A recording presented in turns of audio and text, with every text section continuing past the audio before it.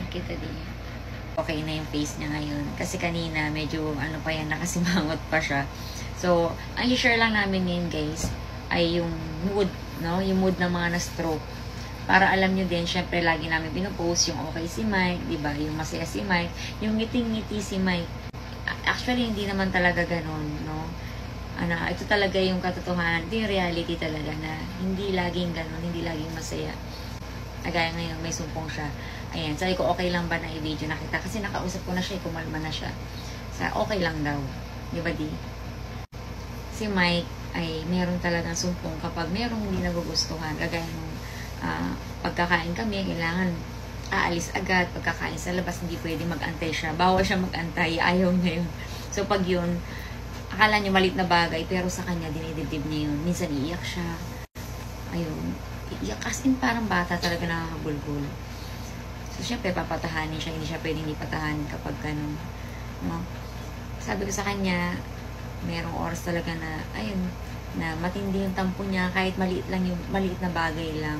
So, syempre, tao lang tayo, no? Minsan talaga ako din, tatampo din ako pagka ganun siya, kasi lahat naman ginagawa ko, di ba? Para sa family namin. Na-explain ko sa kanya yun, Daddy, pag ganun bagay lang, unawain mo yun, ha? Sabi ko sa kanya, gawa ko naman lahat ng makakaya ko para sa family natin. At sinasabi ko sa kanya yun, para alam niya yung ginagawa ko. Na 3 years na akong ganito, na susumikap, kahit nagkaganyan siya, sabi ko, nandito lang ako sa tabi mo, hindi ka pinabayaan. Hindi madali para sa akin, totoo lang hindi madali, pero inuunawa ko talaga na yung kalagayan niya. Kasi minsan talaga, tao lang tayo, no? Sumasama din ang loob ko, nagtatampo din talaga ako. Kasi sabi ko, bakit ganun, ginawa ko naman lahat na makakaya ko, pero may oras talaga na iniisip ko talaga na nalulungkot talaga ako sa nangyari minsan pag mayroong ganyan na nangyari, na nagtatampo siya, na umiiyak siya, kahit simpleng bagay lang. No? So, syempre, minsan pagod din ako. Pero after noon, kakausapin ko na siya. Okay ka na ba? Kalmado ka na ba? Kagaya ngayon, kalmado na siya. Guys, alam niyo ba, malaking tulong ka rin pag kinakausap ko siya. Hindi kagaya nung parang pababayaan mo na lang. Kasi, pag pinabayaan ko na lang siya na hindi siya kinausap, mas madalas niyang gagawin yun. Yung magtatampo siya na mababaw lang. Pero ayan, okay na siya. No, love? Naintindihan mo na ako, di?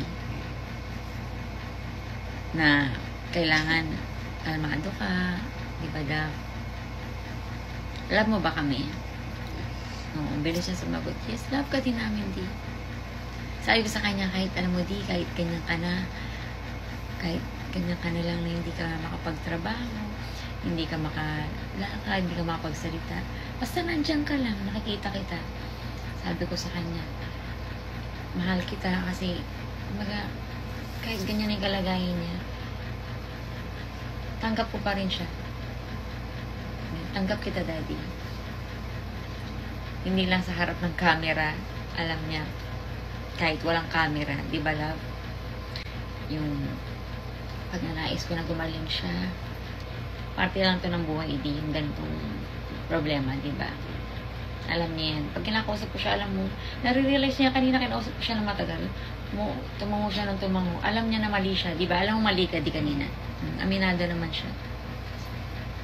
Ganun lang talaga guys, hindi na siya makangiti pagka talagang sinumpong siya. Ito yun, yung ko lang pinakita yan, para alam niyo din na hindi siya laging okay talaga. Di ba lang? Pero, nakakausap siya after nun.